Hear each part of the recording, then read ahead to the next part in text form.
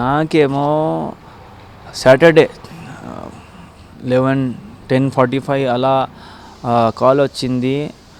మీ అన్న పేరేంటి అని. నేను డాక్టర్ సయ్యద్ అహ్మద్ అని చెప్పిన. అయితే వాళ్ళు కన్ఫర్మ్ చేసి మీ అన్న మా దగ్గర ఉన్నారు, మీరు మాట్లాడతారా అంటే నేను ఏదో ఫ్రాడ్ కాల్ అనుకున్నా. కానీ మాట్లాడిన తర్వాత అది ఫ్రాడ్ కాల్ అని లేదు, మా అన్నే ఉన్నారు. అప్పుడు నేను ఏమైంది అని అంటే ఆయన మొత్తం చెప్పారు, ఇలా నాకు ఈ ఫ్రాడ్ అని ట్రాప్లో పడేశారు, నేను ఇక్కడ ఇరుక్కుపోయినా అని, బిజినెస్ అని వచ్చినా కానీ ఇక్కడ ట్రాప్లో పడిపోయినా అని చెప్పిన.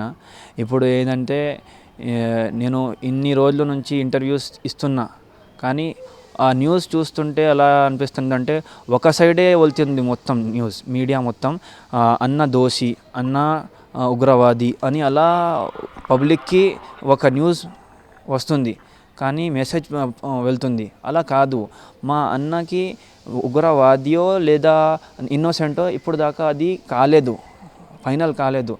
అందుకే నా నా నా రిక్వెస్ట్ ఏంటంటే పబ్లిక్ని, మీడియాని మొత్తానికి, మీరు ఏమో ఇప్పుడే డిసిజన్ తీసుకోకండి. ఎందుకంటే ఇప్పుడు దాకా ఏం తెలియలే, తర్వాత ఇన్నోసెంట్ అని తెలిసిపోతే ఇప్పుడు దాకా మీరు డిసిజన్స్ తీసుకున్నారు, అది ఏమో రాంగ్ అయిపోతుంది.